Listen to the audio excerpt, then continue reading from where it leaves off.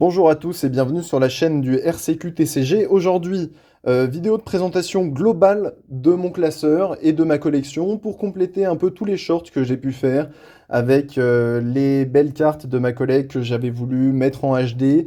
Ici, je vais vous montrer comment je les organise dans ce petit classeur. C'est un gem loader, un classeur à top loader.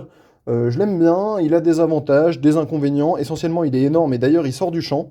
Mais vous allez voir que pour ranger ces cartes, pour les gens qui collectionnent du top loader, c'est vraiment génial. Alors, pour commencer, on arrive sur la première page qui fait office de page d'accueil de ma collection, dans laquelle j'ai voulu mettre plusieurs triplettes de Dracofeu, Tortank et Florizard. Évidemment, on a de l'édition 1 pour trouver ces fabuleuses cartes. Il me manque juste le Tortank pour compléter la triplette. Et puis pour aller avec, vous avez du coup la petite triplette de 151 qui est très sympa, voilà, on va pas se mentir, ça brille bien, les reliefs sont sympas, la mise en perspective des Pokémon est sympa, peut-être petit point faible pour le Dracofeu qu'on voit un peu moins bien, qui est aussi un peu plus stylisé. Euh, on va dire que pour moi, c'est un peu le point faible de cette triplette, mais ça reste quand même des très belles cartes. Et puis en bas, triplette promo de XY. Alors, je pourrais plus vous dire si c'est XY Evolution. Moi, j'ai pas ouvert ces coffrets-là. Je les ai achetés, hein, ces cartes. À pas cher en plus d'ailleurs pour l'instant, vous pouvez toujours les trouver. Elles sont très sympas. Ça manque peut-être un peu de texture, mais bon, c'est à l'ancienne, c'est pas très grave, on leur pardonne. Et puis surtout, ça préfigurait un peu les tag teams. Vous avez d'autres Pokémon sur l'illustration, le Pyroli, le Magmar, pour le Dracofeu notamment, le Aquali et le Léviator pour le Tortank. Enfin bref, vraiment une triplette très sympa qu'on peut avoir encore à des prix raisonnable, et quand on dit raisonnable, c'est évidemment à l'échelle des dingueries qui sortent en ce moment et des prix qui s'envolent. Euh, c'est pas forcément ma triplette préférée que j'aurais aimé mettre pour accompagner cette page d'accueil. Peut-être que j'aurais préféré mettre la triplette de cartes X, de rouge feu vert feuille par exemple, mais ça coûte un 1. Et donc évidemment, pour l'instant, on va s'en tenir à ça. Ça reste quand même des superbes cartes.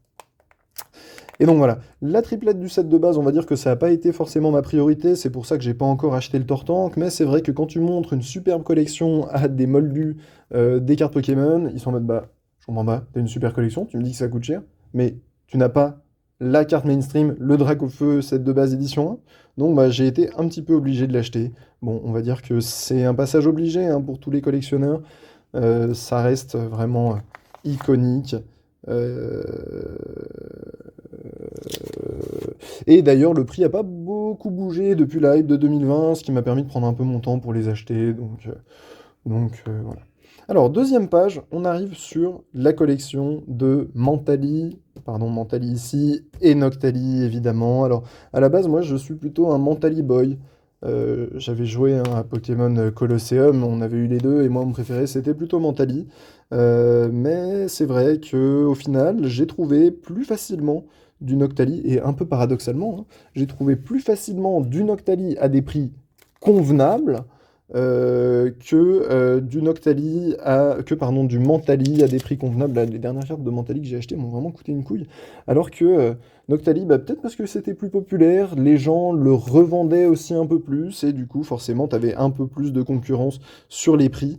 Les cartes sont vraiment très belles hein, de Noctali. Moi, je comprends tout à fait la hype qu'il peut y avoir autour.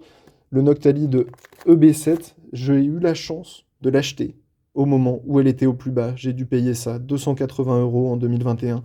Et cette carte, je trouve qu'elle mérite vraiment tous les éloges qu'on peut lui faire. C'est le pic de la série épée et bouclier. Les VMAX sont magnifiques. Petit effet pailleté arc-en-ciel qui tranche vraiment sur tout le reste des brillances qu'ils ont fait dans ce bloc-là et dans ceux d'avant. C'est très réussi, c'est comme ça. Petit shoot-out sur cette carte-là qui est la carte qui m'a fait retomber dans la collection, c'est-à-dire que je passais dans mon jouet club, j'ai vu des coffrets, j'étais en mode bah vas-y go. La carte est sublime, moi je jouais plutôt à Yu-Gi-Oh, j'avais déjà un peu l'habitude d'avoir des cartes dans les mains. La carte est sublime, j'achète le coffret, 4 boosters, Et je tombe sur une gold, et là, bah, la machine était lancée. Et après, j'ai enchaîné avec des ouvertures, essentiellement de Destinée Occulte.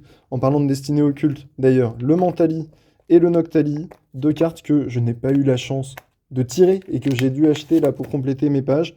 C'est du shiny, ça marche bien. Destinée Occulte, je trouve que les shiny full art sont très très belle. Ça manque peut-être un petit peu de mise en situation du Pokémon, mais cet effet arc-en-ciel, miroir argenté, brillant derrière, là, avec l'effet comme ça, je trouve ça malgré tout très réussi et probablement un des effets neutres et sans décor qu'ils ont le plus réussi dans toute l'histoire du TCG jusqu'ici. Et les petites gold comme ça, je trouve ça, j'adore. Moi, ce qui me fait vibrer, et vous l'aurez compris si vous avez vu quelques shorts de ma chaîne, c'est vraiment la texture, la brillance, et ça, bah, ça réunit tous les critères. C'est de là, hein. Ça réunit tous les critères, et les VMAX réunissent elles aussi tous les critères. Donc, c'est des cartes que j'adore collectionner, et je trouve que les V, parallèlement aux VMAX, ou plutôt à l'opposé des VMAX, je trouve que les petites V comme ça, elles sont moins brillantes, un peu plus ternes, un peu plus grises à cause du bord gris ici, des couleurs moins pailletées aussi, même si là ça me fait un peu mentir parce qu'avec la lumière que j'ai, ça ressort quand même pas trop mal. Et globalement, je les trouve moins juicy, si on peut dire, que les VMAX, et je pense notamment au Giratina V, au Dracofeu V, au Lugia V, qui sont toutes des cartes un peu grisâtres et un peu ternes à mon sens. Et c'est pour ça que je me suis pas jeté pour les acheter. Vous les trouverez pas dans ce classeur pour l'instant. Pour l'instant, hein, peut-être qu'un jour j'y viendrai. Mais j'ai eu d'autres priorités. Alors dommage, ça monte, hein. Ici, la suite des évolutions avec une très belle double page. Alors il y a quelques Pokémon qui sont pas trop représentés quand même, notamment Nymphalie. Je crois même que j'en ai pas du tout. Bon, Nymphalie, c'est plus tardif hein, dans l'histoire de Pokémon, donc ça me parle un peu moins aussi. Dans les choses qui sont notables, les promos, celle-ci, dinguerie. Ça, j'ai pu ouvrir les coffrets à l'époque, on les trouvait à pas trop cher en revente dans les suites de la sortie, même s'il y avait eu une petite hype. Alors j'ai pas ouvert le Voltali, il me plaisait moins, mais le Pyroli et le Aquali pour le VMAX et pour la V de Pyroli sont vraiment des cartes très très belles, une superbe mise en situation, on adore. Des petites reverses de Tempête de Sable qui sont sympas. J'aime beaucoup l'illustration du Aquali, la brillance de Tempête de Sable et puis la rareté de Tempête de Sable fait que c'est des cartes qui sont très sympas. Du Destiné Occulte, ça c'est de l'ouverture. Une petite star que j'ai acheté il y a un moment, les prix ont grimpé, je pourrais plus trop me le permettre, mais regardez-moi cette superbe star, je suis très heureux de l'avoir dans ma collection.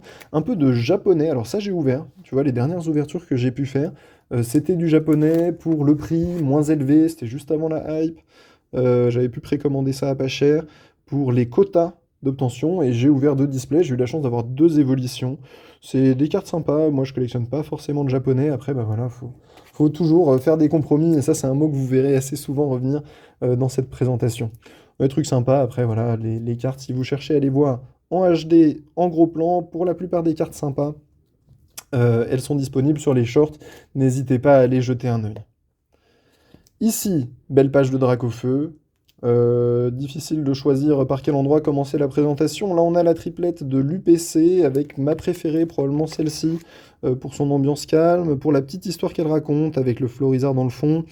Le point faible de cette carte que j'ai eu en ouverture de coffret, c'est son cadrage. Et là, on va rebondir sur le contrôle qualité révoltant de Pokémon de ces dernières années. Voilà, une carte qui vaut 20-30 euros. À l'époque, hein, ça a monté, mais à l'époque, tu pouvais l'avoir à pas cher. Que tu sors d'un coffret qui coûtait 200 euros peut-être à sa sortie en revente, parce que moi, j'ai jamais réussi, j'habite à Paris, hein, jamais de la vie, j'ai trouvé du stock depuis 4 années dans les boutiques Pokémon, à part chez les indés qui vendent au prix que tu trouves sur le net. Et du coup, bah, un cadrage claqué au sol, voilà. Grosse bande en haut, petite bande en bas. Déception, parce que je l'attendais, cette carte, vraiment, c'était celle que je voulais dans le coffret, et tu tombes là-dessus, tu vois le cadrage, et bah t'es triste, voilà, tout simplement. Pour aller avec ça, plein de belles choses. Du Shiny Destiné Occulte, la carte est trop belle. Du Gold Secret de Ombre Ardente, j'adore, voilà. Là, on voit, là en plus, il n'y a même pas besoin de le sortir du plastique, et même de loin, on voit exactement la brillance, ça c'est trop beau. Une carte dans un état, désolé pour la caméra, une carte dans un état défoncé, Dracofeu X, Rouge-Feu Vert-Feuille. Alors celle-ci, c'est probablement la carte qui est dans le pire état, enfin, à ex-aequo avec une autre qu'on verra plus tard. Il y a du scotch pour tenir le foil, il y a des plis de merde, mais c'est une carte que j'ai eue pour l'illustration, pour mettre dans mon classeur, à seulement 20 € à l'époque. Je l'upgraderai un jour, sûrement, quand j'aurai les thunes. Pour l'instant, c'est pas la priorité. Voilà, des brillants, hein, là, il n'y a même pas besoin de commenter, dans un super bêta. J'adore, texture, brillance, tout est stylé. Du shiny, du gold, ce que vous voulez, et puis là, un peu de remplissage, avec même des doublons. D'ailleurs, je cherche à acheter encore quelques dracs au feu, notamment le shiny de noir et blanc, notamment le star aussi, ça représente à chaque fois un gros billet, voire un très gros billet. Un jour, ça viendra remplacer les cartes, mais pas tout de suite, pas tout de suite. Chaque chose en son temps, on peut pas tout dépenser dans Pokémon. Une double page du bloc X, des petits holos sympas, des petites holo reverse sympas, stampées, et puis des cartes X. Alors ça, pour moi, c'est vraiment la cour de récré, hein. Le set de base, j'avais connu, mais j'étais petit. Le pic, ça a été les cartes X. Et là, vraiment, on a un Celebi X dans un super état, une superbe carte. Et ma préférée, c'est le Suicune, l'effet miroir brillant sur l'eau qui va très bien avec le holo, les bords brillants, ça, franchement, ils avaient vu juste, hein, c'est quel dommage qu'ils ne l'aient pas fait plus tard, ils ont repris ça avec les cartes SL Shiny, mais cette rareté X avec le bord holographique, c'est vraiment une réussite. Arcanin très sympa aussi, d'autres cartes un peu peut-être moins notables, mais qui font vraiment de l'effet dans cette page. Ensuite, une double page du bloc Wizard. Wizard, paradoxal hein, ce bloc pour la première génération, des cartes iconiques et pourtant qui m'attirent pas trop. Tu vois, le set Rocket, le set Fossile, il y a peut-être une ou deux cartes à chaque fois que j'aime bien, mais le reste, je trouve ça un peu passable. Malgré tout, le Magnéton Obscur, notable pour son effet miroir, qu'on aime beaucoup. Alors difficile de l'avoir dans un bon état, celle-là elle est assez rayée, ça casse un peu le délire. Euh, le Méganium, là on est déjà sur les séries Néo. Néo, ils ont mis un peu de mise en situation et ça on va préférer, hein, évidemment, dans sa petite jungle, c'est trop cool. Le Porygon 2 devant le tableau avec les calculs qui rappellent l'histoire de Porygon. Bah voilà, ça c'est une réussite aussi. Et là on arrive sur les bangers. Le Lugia, alors celui-là, il n'est pas dans un parfait état, il est un peu abîmé en haut ici, mais ce qui m'a fait craquer, c'est son swirl. Je suis pas chasseur de swirl, mais celui-là, il est vraiment, vraiment, vraiment parfaitement placé. Et je trouve qu'il ajoute beaucoup sur la carte. C'est génial. Un Mewtwo brillant que j'ai acheté en 2021, déjà assez cher à l'époque, 300 €. Mais bon, dans un état, voilà, assez extraordinaire, hein. Un petit point blanc, peut-être un peu d'usure dans un coin. Aucune rayure, une face avant cleanissime. Vraiment une des pépites de ma collection. En parallèle de ça, c'est rigolo de se dire qu'on trouve un Fenard et à cour de récré avec tout le holo foil qui a été frotté sur le bitume à l'époque. On adore, voilà. Franchement, génial. Et pour compléter cette page, quelques petites holos japonaises que j'avais touchées à l'époque, il n'y a pas grand chose dans un lot, à 1 ou 2 € par carte, et qui remplissent bien. On a du magnéton, j'aime beaucoup le roucarnage, j'aime beaucoup le ronflex, enfin bref, tout ça c'est sympa. Ensuite, les shiny, comme je vous ai dit, moi, ma cam, ça a été pendant longtemps destiné au culte. On a eu beaucoup d'ouvertures, des petites shiny, des grandes shiny. Ça a été tiré, tout ça, ça a été tiré. Le Rayquaza, j'ai dû l'acheter parce que j'avais pas eu la chance d'avoir le coffret. Puis le coffret, il a commencé à coûter de fou. Mais superbe carte aussi. Et puis avec ça, le Mew X que j'ai acheté complètement dans le creux de la vague et qui est bien monté récemment, le Mew Bubble, là. Bon, c'est vrai que c'est une super carte, voilà. Elle le mérite, elle brille bien, c'est pailleté, il y a un petit effet de brillance qu'on voit pas trop autour de la bulle là qui fait des cercles. Ça marche bien, le décor autour est sympa. Ouais, c'est une des cartes les plus sympas du bloc EV. Un Kyogre, regardez-moi ça, Kyogre SL, bah, comme je vous disais, hein, le bord Cosmo, ça marche. Vous avez quand même une pliure sur cette carte ici, ce qui fait que je l'avais eu à l'époque à 20 €. Pliure qu'on retrouve là. Alors c'est une pliure qui est surtout sur le bord postérieur de la carte. À l'avant, on la voit, bah, on voit le reflet, mais on voit pas les stries. Donc moi je considérais ça convenable pour du classeur. Et puis la carte est vraiment très belle, voilà, tout simplement, hein, on va pas se mentir. Regardez-moi ça. Ça fait toujours plaisir aux yeux. Et la pépite de cette double page, je la garde évidemment pour la fin, c'est le Metalos Star. J'avais payé ça 80 € à l'époque, vous vous rendez compte? Pour une carte qui, oui, ok, elle est dans un état, les coins sont abîmés, il y a un petit enfoncement, je sais pas où sur la carte, quelques rayures. Évidemment, on n'est pas sur du gradable. Mais regardez-moi ça. Voilà, hein. Est-ce que on a besoin d'en dire plus? Je pense pas, hein. C'est trop beau. C'est trop beau. C'est une pépite. Et d'ailleurs, je m'étais jeté dessus pour l'acheter à l'époque, même si les stars, on va dire, étaient moins appréciées peut-être. Je m'étais jeté dessus parce que je l'avais jamais vu passer. Et je m'étais dit, c'est une occasion en or de l'avoir. Et c'était pas cher. Et puis derrière, bah, pendant 2 ans, je l'ai pas revu. Et après, une fois que ça a commencé à revenir un peu sur le marché, j'ai vu des prix de fou. Quelle dinguerie. Jamais ça sort de mon classeur, ça. Une double page de full art, on va dire plutôt d'alternative, avec des illustrations sympas, il y a plein de trucs sympas, voilà. Double danger, le Kyogre et le Groudon, des cartes qui sont sympas, qui sont toujours recherchées, hein. Quand on voit des offres, c'est franchement pas si cher que ça, pour ce que c'est, je trouve. Espèce de team entière, un dresseur, les Pokémon populaires, bien mis en avant, en grand sur l'illustration, une brillance sympa. J'ai acheté ça peut-être 100 chacune, un peu moins pour l'une, un peu plus pour l'autre, elles sont pas dans un état parfait, mais pour des cartes comme ça, vraiment, c'est un super prix, moi je trouve. Ça a été sorti d'ouverture. euh, Superbe carte. Voilà, rien à dire. Évidemment, je les ai toutes gardées. J'en ai, je pense, j'en ai une dizaine. Les autres sont toujours scellées.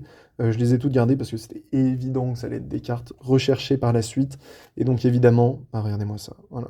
Est-ce que ça a besoin d'être commenté, ça aussi? Je pense pas. Superbe carte. Le Mew de l'UPC, le Mew promo du premier film, le Mewtwo de l'UPC, pas mal de Zénith Suprême. J'avais ouvert pas mal de Zénith Suprême parce que je cherchais le bug des Gold. Au final, bah, je ne l'ai pas trouvé. J'ai eu plein de GG merdiques, mais bon. Quand même, quelques cartes un peu sympas. Et puis ces promos-là. Mais le Hippo-Roi, parlons-en un peu. C'est une superbe carte. Il y a la Lune, il y a la vague, effet japonais. C'est une exclusivité européenne et ça, c'est rare. Elle n'existe pas au Japon. Évidemment qu'elle allait monter en prix. J'ai pas acheté les coffrets, je les ai pas scellés, j'ai juste acheté la carte en un seul exemplaire. Euh, mais ça, c'était une opportunité de fou qui réunissait tous les critères d'une carte banger qui sera recherchée dans le futur. Et moi, je pense qu'elle fera que monter. Si vous l'avez pas, il faut absolument l'acheter, hein. Pour aller avec le Amphinobi, qui même coûte plus que le Hippo-Roi, moi je le trouve moins sympa. Je suis pas un Amphinobi boy, la Gen 6 ou 7, je sais plus d'où il vient lui. C'est pas forcément ma cam. On va dire que c'est moins pop culture pour moi, dans le sens où il n'y a pas cet effet Okusai, vague et tout. Ça reste une très belle carte, je comprends que ça cote. Et le Draco, ça je l'ai eu dans une ouverture, j'ai ouvert un tout petit peu de 151. Elle est sublime, voilà, ça c'est cool aussi. Alors, ensuite, page d'après, ça va aller un peu plus vite là, parce que après, là on a passé les gros gros bangers de la collection. Une double page de dresseur qui est sympa, qui prend peut-être un peu trop de place dans ce classeur à l'échelle de ce que c'est. Oui, ça, bon, ça pue un peu du cul, hein, ce truc-là. Par contre, il y a des cartes très sympas. Mention spéciale pour cette Lily, qui est pour moi une des cartes les plus réussies du bloc Soleil et Lune, avec sa brillance, sa texture, son effet petite fleur ou bien petite aile de fée, je sais pas trop, chacun voit ce qu'il veut. Bah ça marche très bien, voilà, c'est une superbe carte qui va très bien aussi avec la Lily Full Art qui va avec, très réussi, la brillance sur le chapeau, très réussi. Euh, J'adore cette carte. Et d'ailleurs, il y a les deux nouvelles Lily là, de M1 qui sont sorties très récemment que j'achèterai pour mettre avec. Et ça fera sauter des trucs un peu plus banals. Là-dedans, mention spéciale aussi à Cynthia et à Jessie et James qui sont des cartes très sympas. Et puis Destinée Occulte, hein, tout simplement. Voilà. Quelques full art, il fallait bien remplir, un peu de Pikachu, mais moi je suis pas gros collectionneur de Pikachu. Ça, c'était la carte qui était dans le coffret avec la Noctali et Darkrai que je vous ai montré tout à l'heure. Bah, c'est une super carte aussi. Voilà, elle monte bien, on est content. Posipi, Negapi, et puis bon, est-ce que j'achèterais du Pikachu? Je pense pas. On a un peu de remplissage. Ça, c'est du coup, je vous avais dit, hein, dans le coffret de celui-ci et de Noctali et Darkrai, il y avait une gold, c'était le Dratak VMAX Gold. Ténèbres embrasées? Je crois que c'est ça. Bah, avec du recul, c'est un peu osef, hein. C'est pas une carte qui est à côté, c'est pas une carte qui est recherchée. Ça reste un Dratak, c'est un Pokémon que j'aime bien. Et avec du recul, c'est un peu osef, mais c'est vraiment ça qui m'a fait tomber dedans. Philanthrape de l'ouverture. Que dire? t'ouvres, t'as des chances d'avoir roue de fer, je sais pas quoi, des cartes un peu sympas, tu tombes sur Philanthrape. Bah, au final, j'aime bien le travail qui a été fait dessus, mais vraiment c'est OSEF, hein. Vraiment c'est OSEF. Allez, on attaque la dernière partie du classeur. Je vous avais dit, Zénith Suprême, j'ai eu beaucoup de petites GG, et bah là forcément, j'ai pu reconstituer la page, à l'exception du Bidouf, que j'ai pas eu. Du coup, à la place, j'ai mis le Mew. Je trouve qu'il va bien dans le thème forêt. Les petits Pokémon autour, c'est trop mignon et ça va très bien dans l'effet un peu global que ça apporte. Et enfin, la fin du classeur, c'est l'intégralité des Arby Secret Rares de Force Cachée, ex-Force Cachée. Quelle année déjà? Je sais plus. 2006. Alors, j'en ai filmé qu'une là dans la vidéo parce que je trouve que les filmer une par une ça n'a pas trop d'intérêt. Ce qui est sympa c'est d'avoir le bloc. J'ai acheté, le mec il vendait la collection complète donc j'avais acheté ça à pas très cher d'ailleurs. J'ai eu un peu de chance de tomber sur l'annonce au bon moment. Il y en a quelques-unes qui sont bouffées hein, par contre c'est comme ça, c'est pas très grave. Là vraiment l'objectif c'est de faire du bloc. Et la particularité de ces cartes, ce qui les rend très sympas, c'est la manière dont elles sont numérotées en bas, puisqu'elles sont numérotées, alors si on peut voir, par le lettre de l'alphabet sur 28. Donc vous avez A sur 28, B sur 28, tout l'alphabet sur 28. Je vais pas vous le faire, hein, mais globalement notable. Le G, très sympa. Le A, très sympa. Le K, j'aime bien, ça brille bien. Il y a des petits effets paillettes en plus. Voilà, à peu près. Le X est sympa. Bon, après les autres, elles sont assez sympas. Et puis, vous avez, pour finir, le point d'exclamation sur 28. Et qui dépassait des pages, et la raison pour laquelle j'ai dû conclure là-dessus, le dernier, le point d'interrogation sur 28. Et pour conclure, j'ai mis quelques petites énergies brillantes en patchwork hein, de différentes séries que j'ai pu ouvrir. Ça doit être du Zénith Suprême, parce que je me rappelle la brillance comme ça. Le reste, c'est... je pourrais même plus vous dire d'où ça vient. Mais globalement, en général, les petits livrets, il les conclut par les énergies, et du coup, j'ai conclu par les énergies. Enfin, dans les trucs qui rentrent pas dans le classeur, bah, il y a des petites dingueries, c'est des cartes scellées en général. J'ai un Pikachu Van Gogh qui est toujours dans son papier scellé. Très content de l'avoir, d'ailleurs j'en ai même un deuxième, parce que j'en avais acheté deux à l'époque où il coûtait pas trop cher. Là, bon, pour le coup, c'est vraiment de l'investissement. Autant je suis pas partisan de faire de l'achat de cartes pour que ça coûte, mais autant... Elle est où la carte? Elle est là. Autant, bah ça c'est des cartes, c'était sûr que ça allait monter, et bah voilà, évidemment, hein, on y est. Et enfin, pour finir, dans cette grande pochette, il y a encore une dinguerie que vous avez vue, hein, si vous avez suivi les vidéos. Vous avez le full set, désolé pour la caméra, le full set des cartes Munch, avec le Pikachu, quelle folie, le Mimikyu, quelle folie, encore scellé, et ça c'est un truc qu'on commence à plus jamais trouver hein, sur le marché. J'avais acheté ça en 2020, 2021 peut-être, et déjà à l'époque ça coûtait cher, et puis ça fait que s'envoler. Il y a un petit classeur avec, bon c'est sympa, le problème c'est que ça rentre pas dans le classeur, ce qui fait que je suis obligé de le garder un peu rangé à part. Pikachu, folie, et puis les trois pépettes encore scellées, le Psycho Quack, le Rowlet et le Eevee. Voilà, ça fait une super conclusion à ma présentation de collection. Il y a aussi du scellé qui traîne dans mes placards. Je suis pas sûr que ce soit très intéressant parce que j'en ai pas des caisses, donc dites-moi si ça vous intéresse, éventuellement j'en ferai une vidéo. Il y a aussi un deuxième classeur, on va dire, avec les chutes de collection, toutes les cartes qui n'ont pas trouvé leur place là-dedans. Je le présenterai peut-être aussi plus tard, mais là déjà il y a 20 minutes de vidéo, donc ça fait beaucoup. Et puis voilà, merci d'avoir suivi cette vidéo. On va faire un petit retour sur ce qu'on a vu, les Arby, le set forêt, des foulards, des dresseurs, des alternatives, vraiment banger, hein. Des shiny, des bangers. Que dire de plus? Du wizard, des bangers. Du block-X, tout pareil. Du drac, mon dieu. Quand je regarde ça, vraiment, ça me rend heureux, hein. Le but de cette vidéo et le but de cette chaîne, c'est vraiment le partage. Les gars, j'espère que vous kiffez autant que moi de voir ces superbes cartes. Évidemment, je vous souhaite de toutes les posséder un jour. Attrapez-les tous, portez-vous bien et bonne collection.